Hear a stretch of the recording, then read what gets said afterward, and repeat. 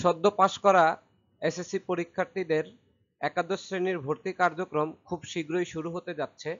এ নিয়ে অলরেডি অনলাইনে এবং বিভিন্ন সংবাদ পত্রিকায় তথ্য প্রকাশ করা হয়েছে। কিন্তু কোন কলেজে ভর্তি হতে ঠিক কত পয়েন্ট লাগবে এবং কোন কলেজে কয়টি আসন সংখ্যা আছে বিভাগ ভেদে, তা আমরা আসলে অনেকেই ঠিকমতো জানি না, হাতে গোনা কয়েকটা কলেজের ছাড়া। তাই আজকে আমি আপনাদের সামনে উপস্থিত হয়েছি একটি পিডিএফ ফাইল নিয়ে, যে পিডিএফ ফাইলে সকল বোর্ডের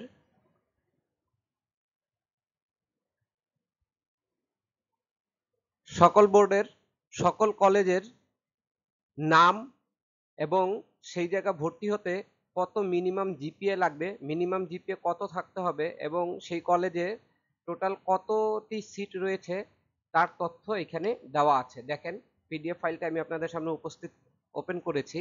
এখানে টোটাল 478টি পেজ আছে। 478টি পেজে সকল বোর্ডের সব ইনফরমেশনই এখানে আছে এবং এটি একটি সার্চেবল পিডিএফ ফাইল।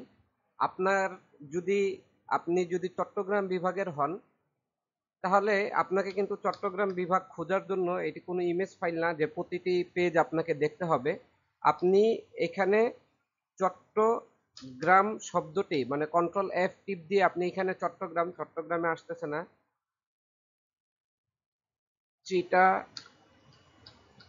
চিটাগাং শব্দটি লিখে দেন, তাহলেই দেখেন এইখানে রেজাল্ট চলে আসতেছে। এই যে দেখেন, আমি অলরেডি চট্টগ্রামের যে কলেজগুলো আছে সেই কলেজ লিস্টে চলে এসেছি। এখন কেউ যদি এখান থেকে বগুড়ার গুলা সার্চ করতে চান, সেক্ষেত্রে এখানে এই যে এইভাবে লিখলে দেখবেন আপনি এখানে চলে এসেছেন।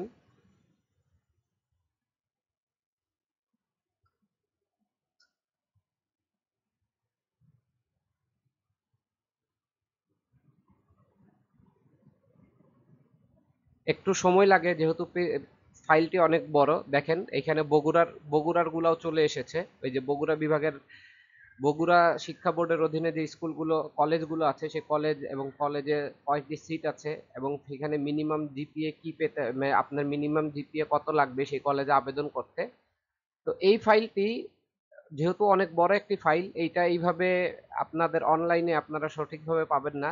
তো যারা এই ফাইলটির পিডিএফ কপি কালেক্ট করতে চাচ্ছেন, তারা আমাদের চ্যানেলে সাবস্ক্রাইব করে আমাদেরকে টেক্সট করুন, আমরা এই ফাইলটি আপনাদেরকে পাঠিয়ে দিব ইনশাআল্লাহ।